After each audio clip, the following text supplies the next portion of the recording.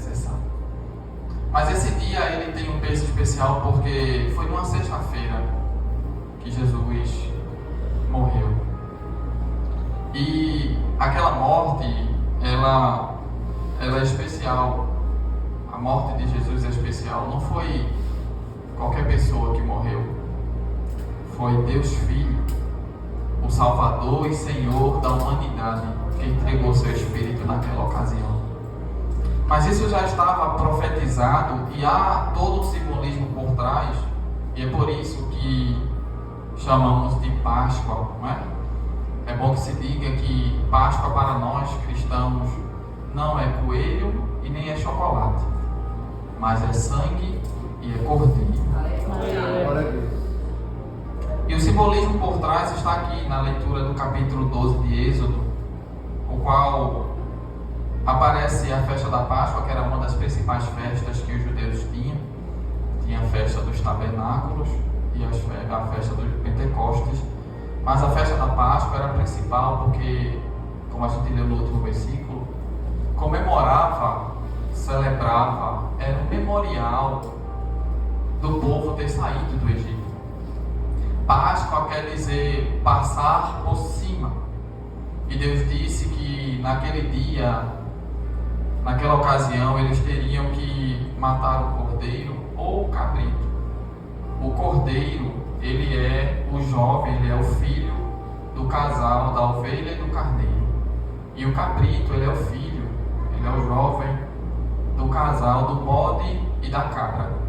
Veja que são os animais novos, animais filhotes que tinham que ser oferecidos. Não poderia ser o adulto, nem fêmea nem macho, tinha que ser o jovem, tinha que ser o cordeiro que ainda não tinha se maculado, não tinha tido relacionamento com a fêmea, ele tinha que ser puro. E aquele cordeiro, ele tinha que ser morto, e aquele sangue, ele tinha que ser passado em toda a grade da porta, em todas as portas das casas dos judeus que estavam presos no Egito. Porque naquela noite Deus ia passar com um anjo destruidor, e esse anjo ia executar juízo de Deus perante todo aquele povo do Egito. A priori parece ser algo muito negativo, algo muito pesaroso, né? Como Deus, o Deus de amor, ele decide matar tanta gente na terra do Egito. Entenda que Faraó não deixou o povo de Deus ir, e disse com todas as letras que queria saber quem é o Senhor que estava mandando o povo sair do Egito. Pois bem, Deus disse por meio de Moisés a Faraó: eu vou mostrar quem é o Senhor. E no Egito havia diversas divindades, era um rol de divindades. Olha, tinha divindade para tudo. O rio era considerado uma divindade, o sol era considerado uma divindade, e o próprio Faraó era considerado uma divindade. Então Deus estava mostrando para os egípcios e também para o povo judeu que o único Deus é o Senhor. Aleluia, glória a Deus. E Deus manda 10 sinais. Olha, não precisou mandar muito não, só 10 sinais para mostrar que todas aquelas divindades na verdade não eram nada. O primeiro sinal é o rio se tornar em sangue. Ora, será que Deus sangra? Qual a divindade que sangra? Se sangra, não é Deus. Era isso que Deus estava mostrando a Faraó e aos egípcios. Faraó, veja como a tua divindade, o Nilo, vai sangrar. E Moisés toca e o rio se torna em sangue. O texto diz, inclusive, que todas as fontes de água do Egito se tornam em sangue. Eles tinham que cavar bem muito para conseguir água, para mostrar que o rio não era um Deus, porque estava sangrando. Eles acreditavam que o sol era Ra, o Deus que todo dia nascia e toda noite morria. Aí Deus diz assim: então o sol é um Deus para vocês? Eu vou escurecer esse sol para vocês. E 3 dias e 3 noites havia trevas, densas trevas na terra do Egito, de sorte que o texto vai dizer que era praticamente impalpável. Sentia-se a treva de tão densa. para mostrar que Ra não é Deus nenhum e Deus é o Senhor. Aleluia! E tantas outras divindades. Olha, para você ter ideia, os insetos eram deuses na terra do Egito. Agora você imagine: mosca, rã, grilo, toda sorte de bichos que eles consideravam deuses e que eles não podiam matar, eles não podiam espantar, tinham que conviver porque eles acreditavam que eram divindades, divindades incômodas, divindades que importunavam, mas que deuses de verdade não eram. E por fim, Deus diz assim: Faraó não quer entender que Deus verdadeiro é só o Senhor. E o seu filho, que era o sucessor do trono do Egito, era o próximo faraó, então era o próximo Deus rei, era a próxima divindade. Então, quando você entende este último sinal que Deus deixa na terra do Egito, de matar toda sorte de primogênitos, principalmente por causa do primogênito de Faraó, era mostrando que o próprio Deus rei não era um Deus, era só um homem, porque iria morrer. Mas Deus disse: coloca o sangue na porta, coloca o sangue nos umbrais da porta. E quando o anjo destruidor passar e ver o sangue, sangue é livramento, sangue traz libertação, sangue traz restauração, sangue traz salvação. E quando o anjo destruidor visse o sangue na porta, ele passaria por cima e não mataria nenhum dos primogênitos que tivesse naquela casa coberta com sangue. E passar por cima é Páscoa.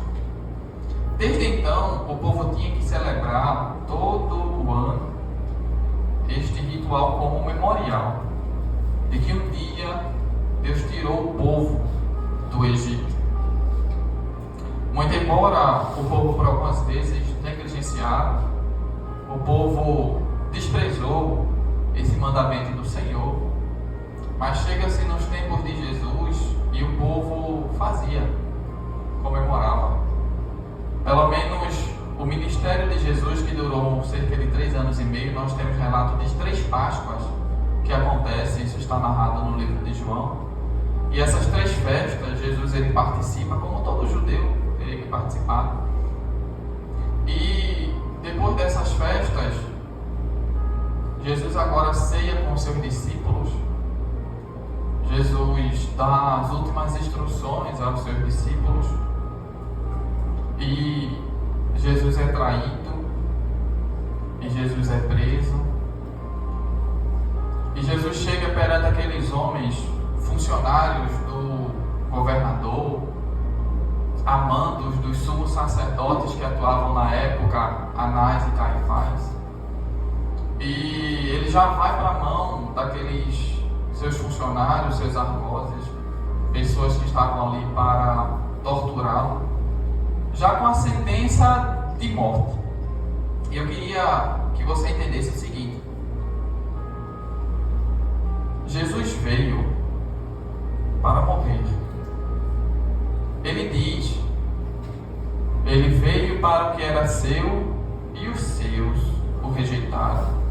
Seu ali está no singular, não é o povo, é a morte. Ele encarnou para isso. Ele veio para morrer. Na verdade, Jesus veio fazer 2 coisas por nós. Ele veio viver por nós e veio morrer por nós. A salvação, que é a aplicação do sacrifício de Cristo na minha e na sua vida, é justamente isso. A vida que Cristo viveu por mim e por você, e a morte que Ele morreu por mim e por você. Só entender uma desses aspectos, desses elementos, não se compreende o total da salvação. Mas a aplicação do sacrifício de Cristo na nossa vida, no nosso viver, foi o que Jesus viveu por nós e o que Ele morreu por nós. Então entenda, Ele veio sim não só viver, mas morrer por nós, mas não sofrer. Aquele sofrimento todo estava além da conta. Imagine o inimigo tentando de todas as formas impedir que Jesus primeiro nascesse, que Jesus viesse. Quando ele vem para viver por mim e por você, o inimigo tenta de todas as formas impedir que ele morra, impedir que ele vá à cruz. Porque a cruz, a morte de Jesus, é a vitória completa sobre o inimigo de nossa alma. Então Satanás não queria isso. Impede, tenta de todas as formas fazer com que Jesus não chegue à cruz. Mas quando foi concretizado que ele teria que morrer, a sentença foi dada, o julgamento foi deliberado, o que Satanás agora faz? Sabendo que seu destino estava selado, no que consiste a Jesus, talvez ele tenha pensado: eu não consigo mais fazer com que ele não morra, mas eu consigo fazer ele sofrer muito. E eu separei aqui só para que você entenda o que é ou o que foi o sofrimento de Jesus.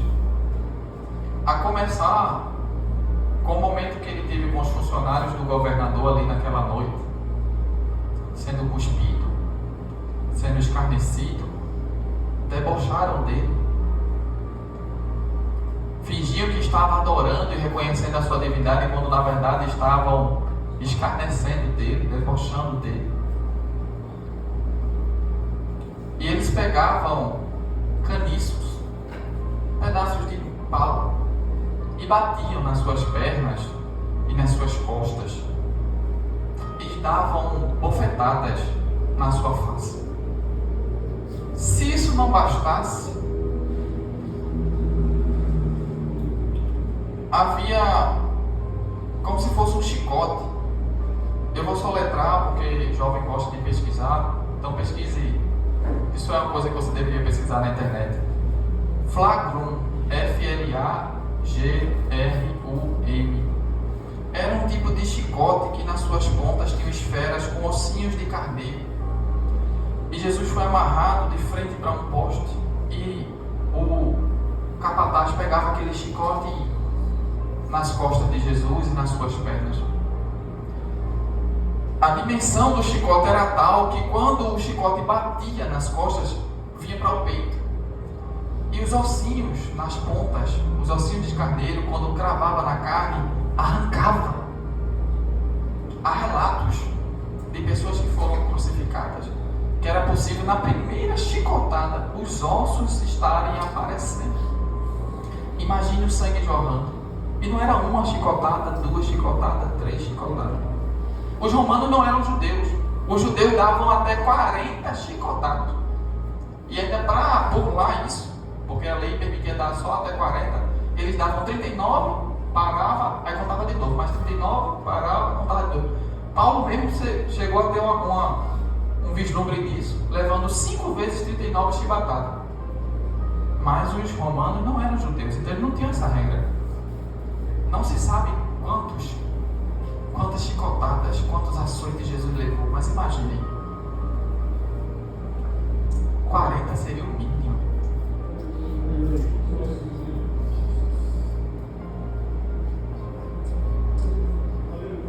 Pegaram, naquela época havia um arbusto espinhoso. Era comum os guardas romanos pegarem esses espinhos para queimar e fazer fogueira à noite, porque era muito frio. E havia muito desses arbustos, era comum na Judéia. E eles, com esses arbustos, fizeram, e a literatura retrata como se fosse uma coroa aos moldes, né, que a gente está comum, mas na verdade,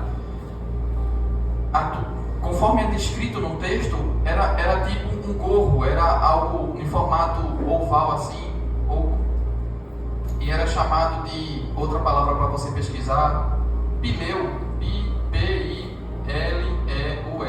Era tipo uma carapuça, um gorro, e ele era todo cheio de espinhos por dentro, no formato oval assim, que se colocava assim na cabeça. O couro cabeludo é muito frágil, muito sensível, facilmente sangra. Você já teve a experiência de machucar. Essa parte você sabe como é frágil.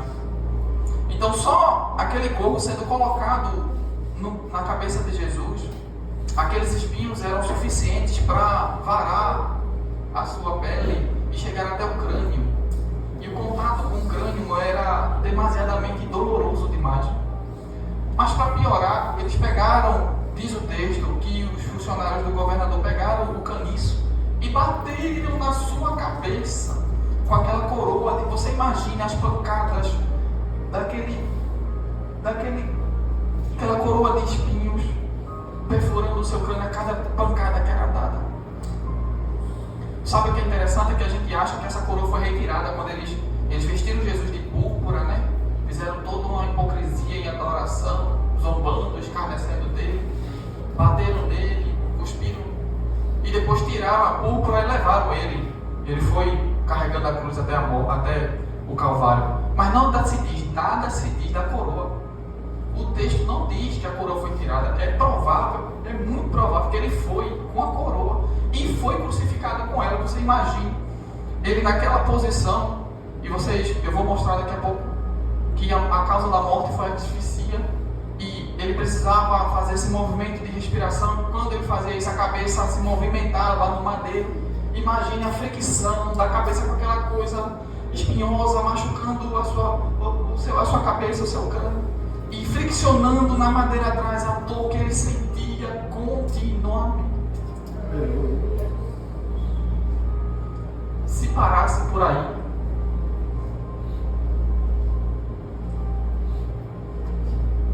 o transporte era muito distante de onde ele começou a sofrer até o monte da crucificação. E a cruz era formada por dois pedaços de madeira. O que ficava preso na vertical era chamado de stipes, S-T-I-P-E-S. E o que ficava na horizontal era o platíbulo, P-A-T-I-B-U-L-U-M. Pesquise. E ele carregava, ele tinha que carregar este que era na horizontal, porque o que era na vertical ficava fincado no monte.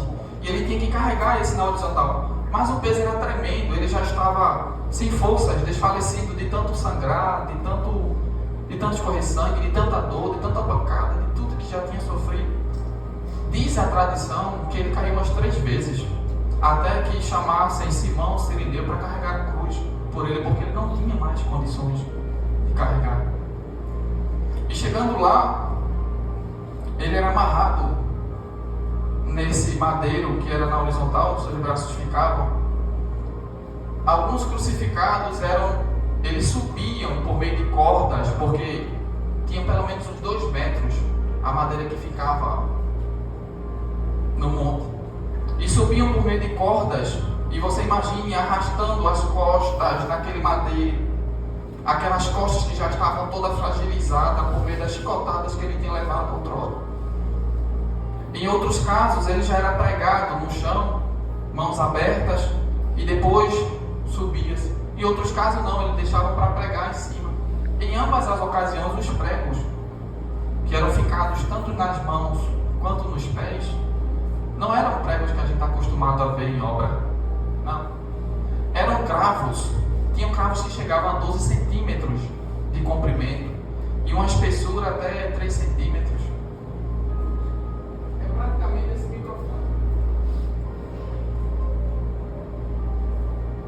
E estes eram ficados em uma parte da mão que ficava o metatarso. É uma parte da mão suficiente para que ele pudesse ser sustentado na cruz e não rompesse. Mas, em alguns casos, os crucificados rompiam, e para que não caísse aquela corda que foi puxada, ficava presa e ele não caía. Mas eram ficados, prego em cada mão e um nos pés. Os pés eram colocados um sobre o outro, e por isso tinha que ter 12 centímetros para que ele pudesse ficar na madeira. Só o fato daqueles pregos estarem passando pelos ossos das mãos e dos pés até a madeira, e cada batida que entrava na madeira, a dor era insuportável.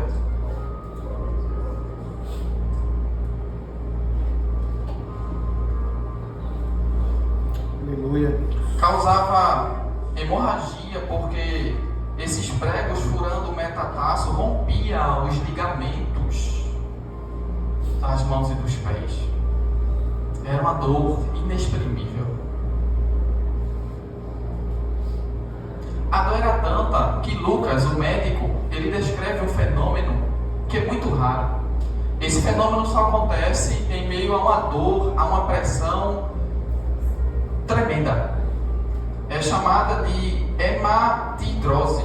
Hematidmose. É uma intensa dilatação dos vasos sanguíneos ao ponto de romper a barreira da pele e esse sangue sair misturado com o suor.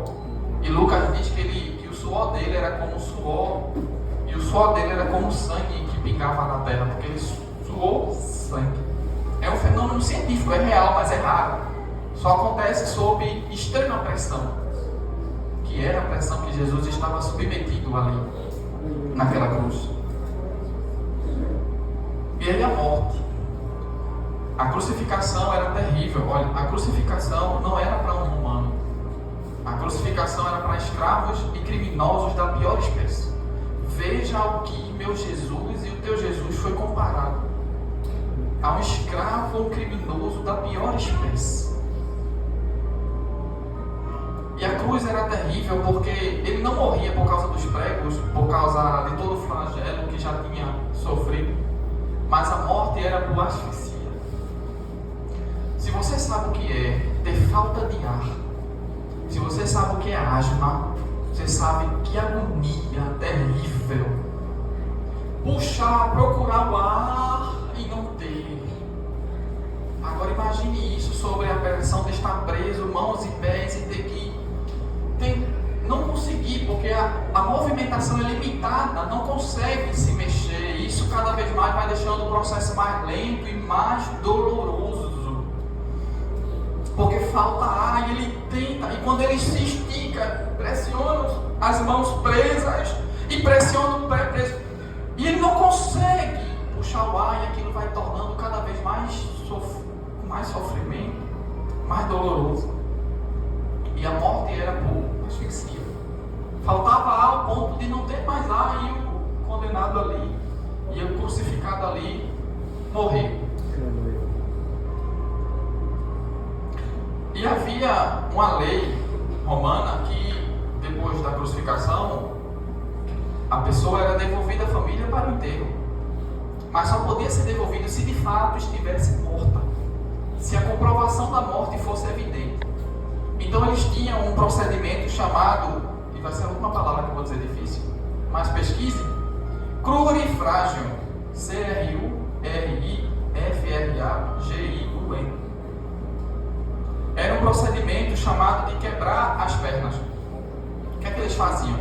Para que o condenado morresse mais rápido, o soldado batia com o martelo nos pés e nas pernas e quebravam os ossos. Porque com os ossos das pernas quebrados, ele não poderia mais fazer esse movimento para puxar o ar. E como ele não faz mais esse movimento, a morte era mais rápida, embora muito mais dolorosa. Graças a Deus, nosso Jesus não passou por este último procedimento, porque já estava profetizado que nenhum dos seus ossos seria quebrado. Quando fizeram, Jesus foi crucificado com um malfeitor à direita, um malfeitor à esquerda, e quando quebraram as pernas do da direita, depois quebraram a perna do da esquerda, quando foram quebrar a perna de Jesus, viram que ele já estava morto. Mas tinha que devolver à família, tinha que se certificar de que ele estava morto. Um soldado pega uma lança. É comum, e o texto diz, né, que feriu o seu lado. A tradição diz, embora a Bíblia não diga, mas a tradição diz que era o lado direito. Mas, tanto pela tradição quanto por experiência que eu digo citando Pierre Barret, é um francês. Ele é médico cirurgião e o doutorado dele foi feito em crucificar cadáveres, claro. Tudo legal, né? Pelo IML de lá. E ele comprovou que, dada a posição e o ângulo, né? Toda a física, da coisa, aquela lança só poderia ter atingido o coração. Tanto é que ele chama a ferida no coração. A lança atingiu o coração de Jesus. Claro, ele já estava morto. Mas até depois da morte, ele recebe uma lança no coração. E João diz que jorra sangue e água, que é outro fenômeno biológico totalmente impossível. Tá? Esse foi todo o processo que Jesus passa.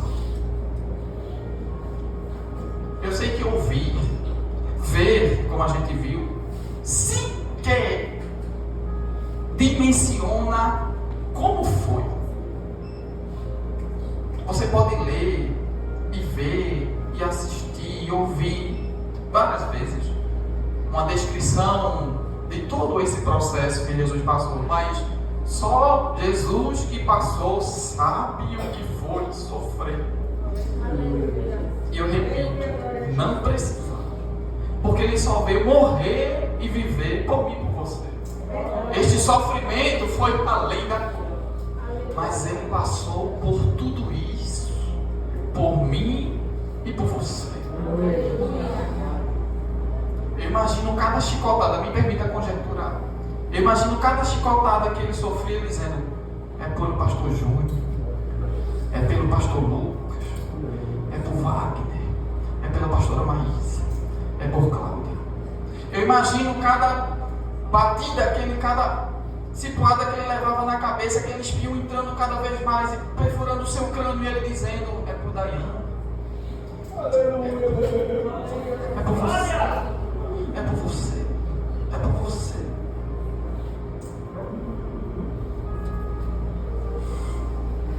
E toda dor, e todo sangue, e toda hematoma,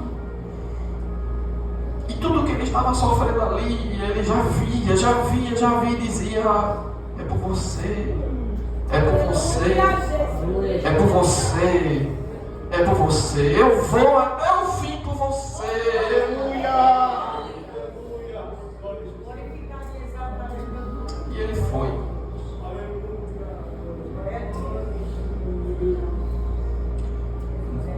9h da manhã começa o processo, ele sobe a cruz. 3h da tarde ele entrega o Espírito e morre. 6 horas de um sofrimento que já começou, olha, já começou, diga-se de passagem, não enquanto na madrugada ele já estava sendo espancado, mas bem antes, porque como Deus ele já sabia o que enquanto homem ele iria passar. Imagine toda a pressão psicológica, emocional, mental, que ele já estava prevendo antes de acontecer, ele já sabia. Tanto é que no Getsemane ele diz assim: Pai, se possível, o cálice ali, entenda, Jesus nunca iria contra o propósito.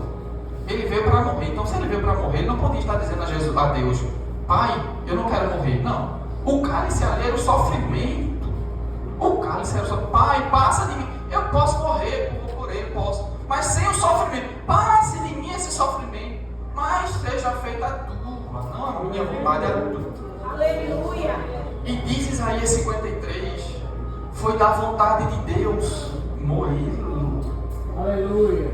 Fazê-lo enfermar, triturá-lo.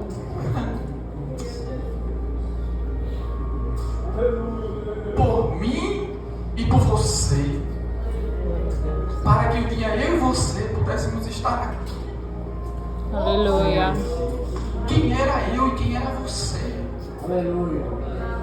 Nem você mesmo dava alguma coisa por você.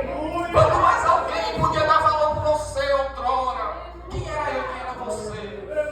Mas Jesus, lá, olha, antes de você nascer, antes do seu pai nascer, do pai do seu pai nascer, muito antes, já viu e disse: eu vou morrer por mim e por você, para que você possa estar aqui hoje, independente do que fez ou do que foi. Aleluia, Deus. E um dia está com ele eternamente. Aleluia. Aleluia.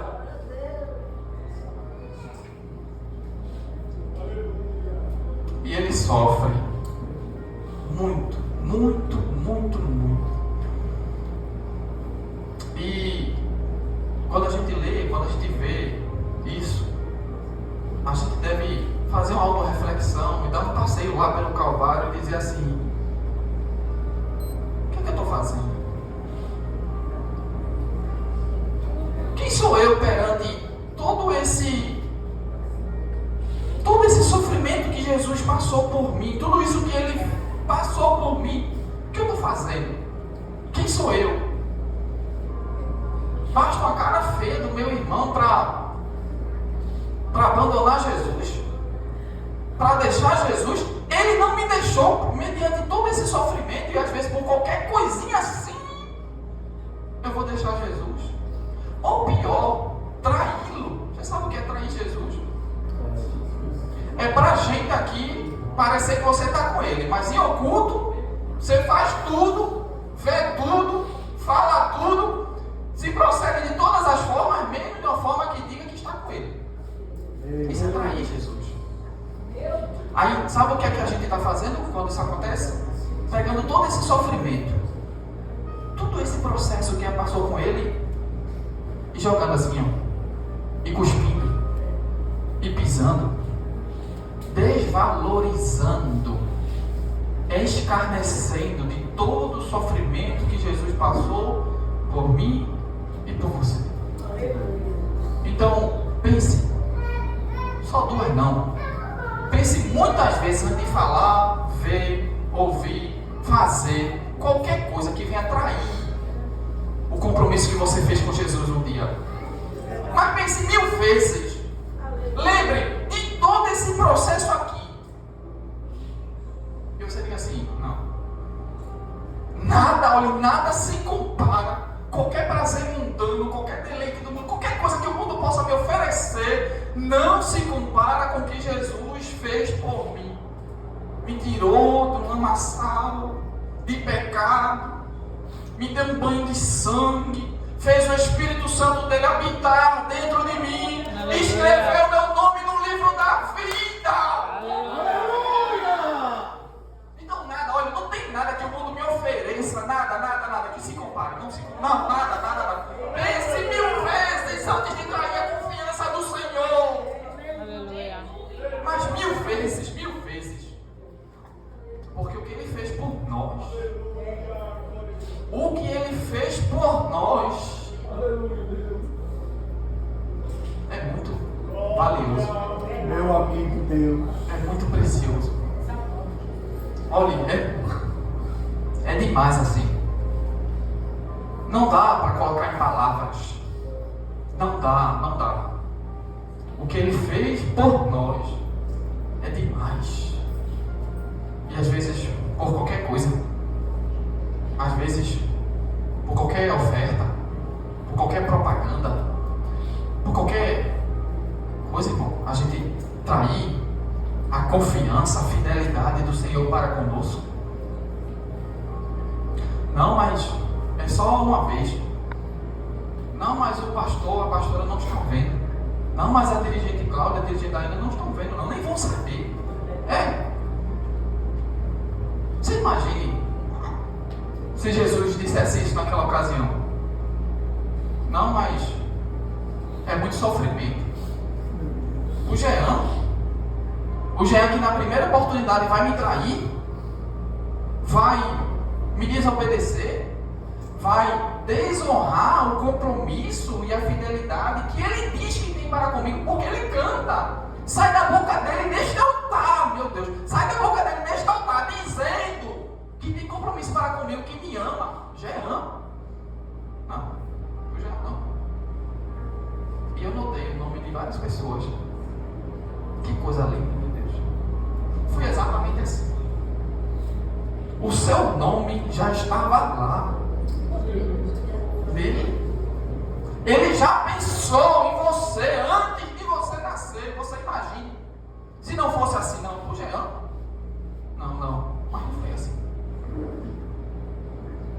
E eu tenho certeza que com esses prazeres efêmeros da vida que faz com que você saia do centro da vontade do Senhor, que faz com que você traia e desvalorize e desonre a aliança com o Senhor, eu tenho certeza que ninguém está com um chicote perante você, ninguém está com um caniço batendo em pregos, furando a sua face, e pregos na sua mão, nos seus pés, perante uma cruz pendurada. Não, você não está ensanguentado, sofrendo, não, pelo contrário, porque sabe como é que o inimigo faz?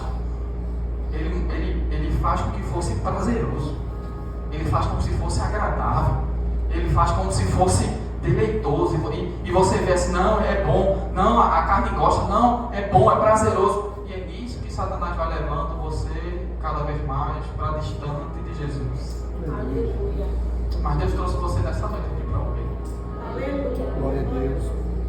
Que nada disso, nada dessas coisas importa mais do que o que Jesus fez por você. Então aquilo que você vê que não agrada ao Senhor, deixe de ver. Aquilo que você escuta que não agrada ao Senhor, deixe de escutar. Aquilo que você fala que desagrada ao Senhor, deixe de falar. Porque a sua boca é uma boca santa, é para louvar, pregar e exaltar o nome dele. Aleluia, Deus.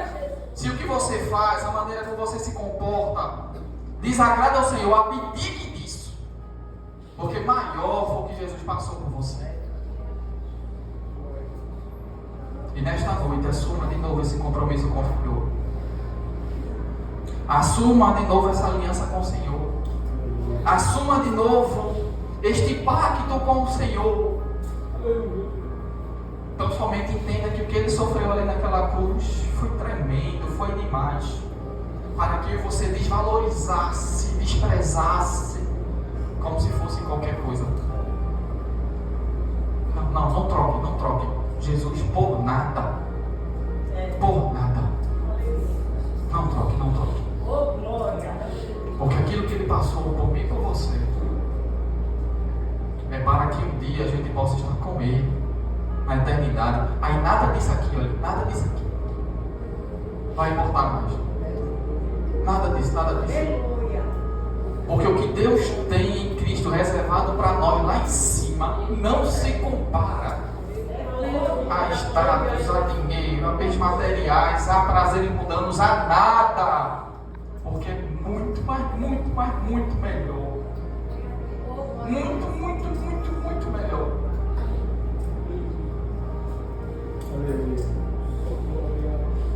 Isso é Páscoa. Páscoa é lembrar que o sangue foi vertido. Páscoa é lembrar que o sangue foi derramado. Que parece, né, ser gratuito, porque é graça é favor imerecido. É algo de graça, é algo que para a gente parece não ter um preço, um custo, mas é muito valioso, porque um sangue foi derramado. Sangue foi vertido. E não foi qualquer sangue. Foi o sangue precioso de Jesus. Cada gota daquele sangue sendo derramado, sendo vertido, era uma forma de Deus em Cristo está dizendo para mim e para você: você consegue. Olha o sangue derramado, você consegue. Olha, mas a tentação é tão grande, você consegue. O sangue foi derramado. Olha, mas é tão difícil, é tanta luta, tanta tribulação, tanta coisa, dá vontade de desistir, dá vontade de jogar tudo para lá e abandonar e deixar tudo para lá. Mas o sangue foi derramado para que você conseguisse. Mas o sangue foi vertido para que você conseguisse. E cada gota que foi derramada era como se Jesus estivesse dizendo: você consegue até o fim. Receba a graça de Deus nesta noite para conseguir ir até o fim. Para ter força em resistir tentações, para ter força em resistir a coisas que não agradam ao Senhor e olhar só para o alvo e seguir firme na presença do Senhor. Você consegue, porque o sangue foi derramado. Talvez tenha alguém que esteja me escutando que nem é crente, que nem confessa a mesma fé, mas a casa, tem alguém que é, aí a casa está coberta com sangue. Aleluia. Deus ama tanto ele, tanto ela, que alguém da família, às vezes não está nem na mesma casa, mas pela oração de alguém da família, a casa está coberta com sangue. E aí dá livramento. Quanto livramento? Olha, livramento que você nem viu. E Deus livrou. Porque tem sangue. Está coberto com sangue. E tem gente aqui nesta igreja orando por você, dizendo: Senhor, livra, Senhor, dá outra oportunidade, Senhor, traz de volta, Senhor, olha como ele era, olha como ela era, olha a oportunidade que ele tinha de servir na tua casa, de cantar na tua casa, de pregar na tua casa, traz de volta, traz de volta, traz de volta. E o sangue coberto, dando livramento, dando proteção, dando provisão, para que você chegasse aqui hoje e ouvisse isso. Como Deus ama você. Aleluia. De entregar o seu filho, Aleluia. mediante todo aquele sofrimento, por você. Por você. Como Deus ama você. Talvez você não tenha ouvido eu te amo hoje. Talvez alguém ainda não tenha dito para você quem ama. Mas Deus me ama tanto, mais tanto, que o filho dele morreu por você. Sangue foi derramado por você. E não foi qualquer sangue. É um sangue precioso. É um sangue que tem uma validade eterna. Ele continua valendo hoje. Não importa o que você fez, o que deixou de fazer. Importa que você esteja aqui hoje. Assuma esse compromisso com o Senhor. E valorize este sangue derramado. E dê valor a este sangue derramado. Porque para você pode não ter custado nada, mas para Ele custou tudo. Que sofrimento. Que sofrimento. Por mim. Por você. Que sofrimento. E nesta noite você tem essa oportunidade. E nesta noite você tem esta oportunidade. Porque sangue foi derramado por você. É um sangue que limpa toda mágoa, um coração magoado, um coração amargo, um coração irado, um coração triste, um coração com conflitos, um coração duro, um coração cheio de mágoa, de ódio, de coisa ruim. Este sangue limpa. Porque não tem sujeira, não tem trevas, não tem pecado que este sangue não limpe. E nesta noite esse sangue continua tendo validade na minha e na tua vida. Autorização do meu pastor. Se tem alguém para Jesus nesta noite, este sangue limpa e lhe dá essa oportunidade de você voltar para Jesus. Se tem alguém com o coração precisando liberar o perdão, com alguém com o coração doído, com o coração machucado,